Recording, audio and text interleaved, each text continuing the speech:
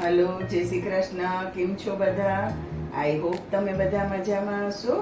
आज आपणे बनावीशुं राजस्थाननी फेमस प्याज कचोरी, जे खावामां एकदम ज बजार जेवी टेस्टी अने खस्ता बनशे।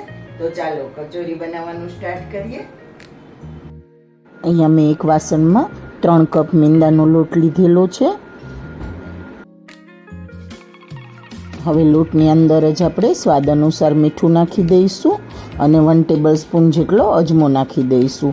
અજમો આ રીતે હાથેથી મસળીને નાખવાનો છે, એટલે એની ફ્લેવર ખૂબ જ સરસ આવશે। એને આપણે લોટમાં સરસ રીતે મિક્સ કરી દઈશું એકદમ પ્રોપર રીતે, અને પછી આપણે એમાં તેલનું મણ આપી દઈશું।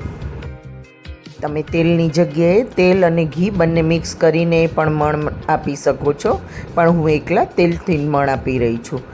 તો હવે આપણે તેલ નાખી દઈશું। પહેલાં આપણે 2 ટેબલસ્પૂન જેટલું તેલ નાખીશું અને પછી આપણે લોટમાં સરસ રીતે મિક્સ કરી અને ચેક કરવાનું છે।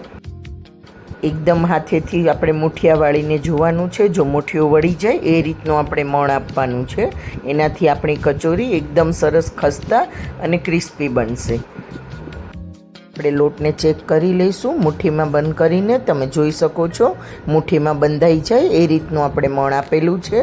તો બસ આ રીતે મણ આપવાનું છે। એક વાતનું ખાસ ધ્યાન રાખજો ફ્રેન્ડ્સ।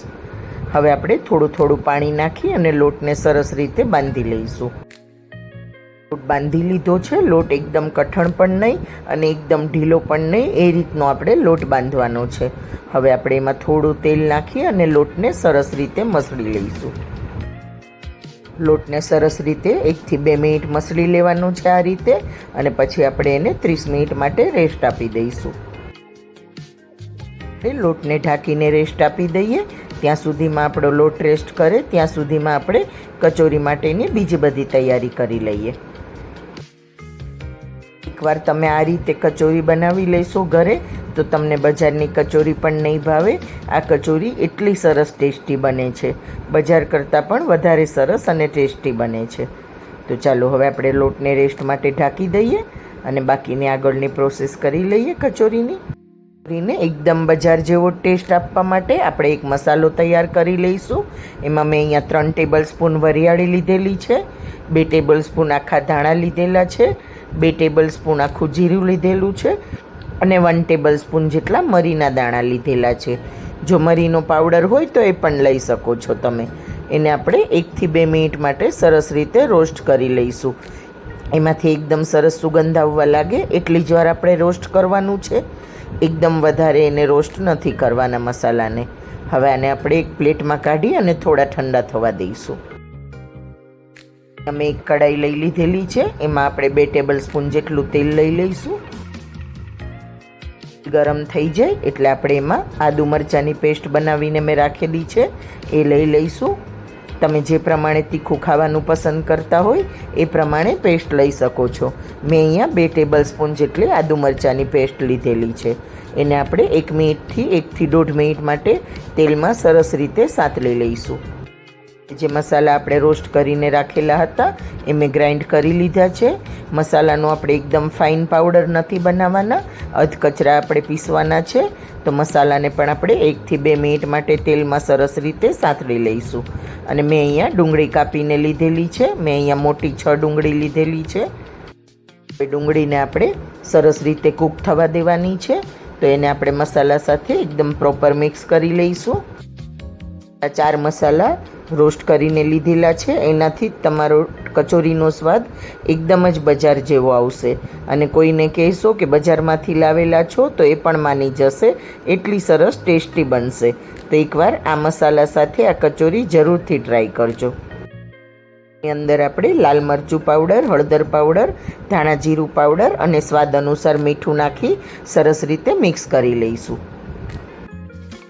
ડુંગળીને આપણે 5 મિનિટ માટે કૂક થવા દઈશું। આપણે 80% જેટલી ડુંગળીને કૂક કરવાની છે।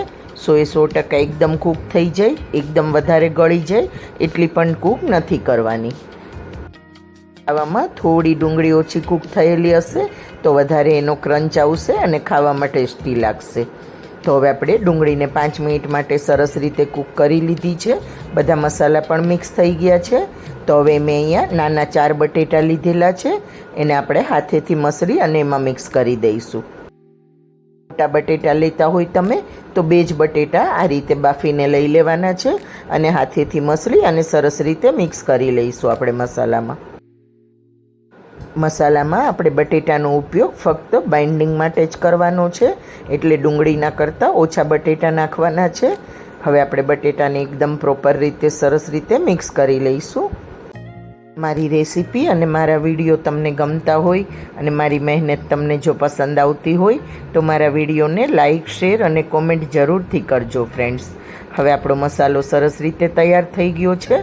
તો ઉપરથી આપણે લીલી કોથમીર નાખી અને એને સરસ મિક્સ કરી દઈશું અને ગેસની ફ્લેમને બંધ કરી દઈશું.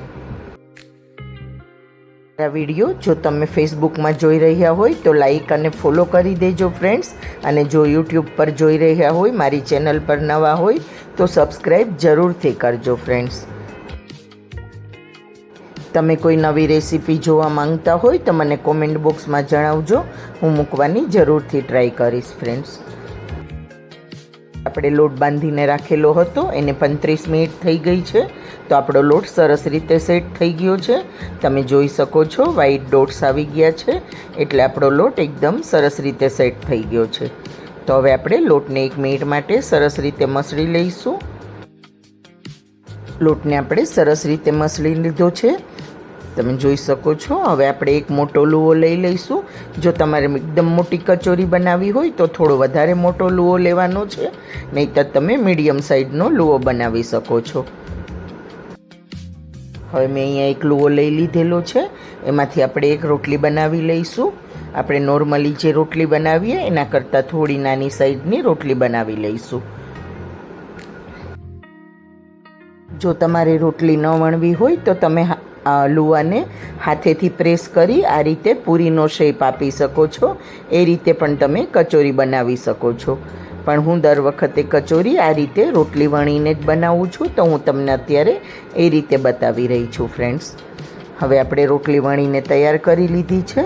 તો એની અંદર આપણે 1.5 થી 2 ટેબલ સ્પૂન જેટલો મસાલો ભરી લઈશું, જે આપણે મસાલો બનાવીને રાખેલો છે. એકદમ ગરમ મસાલો નથી ભરવાનો, થોડો ઠંડો થઈ જાય પછી મસાલો અંદર ભરવાનો છે. મસાલો એટલો જ ભરવાનો છે કે આપણા કચોરીમાંથી એ ફાટે નહીં કચોરી અને બહાર ન આવે મસાલો. તો હવે આપણે મસાલો અંદર ભરી દીધો છે. આ રીતે આપણે રોટલીની બોર્ડર પર થોડી પાણીવાળી આંગળી કરી અને લગાવી દઈશું. એનાથી આપણી કચોરી જ્યારે તળવા નાખશું આપણે તેલમાં તો બિલકુલ જ ખુલશે નહીં. અને આ રીતે આપણે ફોલ્ડ કરતા જવાનું છે અને કચોરી વાળી લેવાની છે. અને મસાલો બહાર આવતો હોય તો એને આંગળીથી દબાવતું જવાનું, એટલે અંદર મસાલો બિલકુલ બહાર નહીં આવે.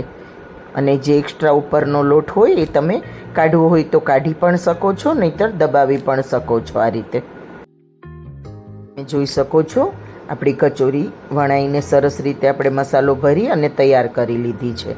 તો આ જ રીતે આપણે સેમ પ્રોસેસથી બાકીની બધી જે લુવા રાખેલા છે એમાંથી પણ કચોરી બનાવી અને તૈયાર કરી લઈશું. તો આપણી કચોરી બની ગઈ છે. તો હવે આપણે તળવા માટે તેલ પણ મૂકી દીધું છે, અને તેલ આપણે એકદમ વધારે પડતું ગરમ નથી કરવાનું, મીડિયમ ગરમ તેલમાં જ આપણે કચોરીને તળવાની છે. તો મેં તેલ ચેક કરી લીધું છે થોડો લોટ નાખી. તો અત્યારે આપણે એકવારમાં જેટલી આવશે એટલી કચોરી નાખી દઈશું ફ્રાય કરવા માટે. અને કચોરી એની જાતે ઉપર આવે પછી જ આપણે બીજી બાજુ પલટાવવાની છે.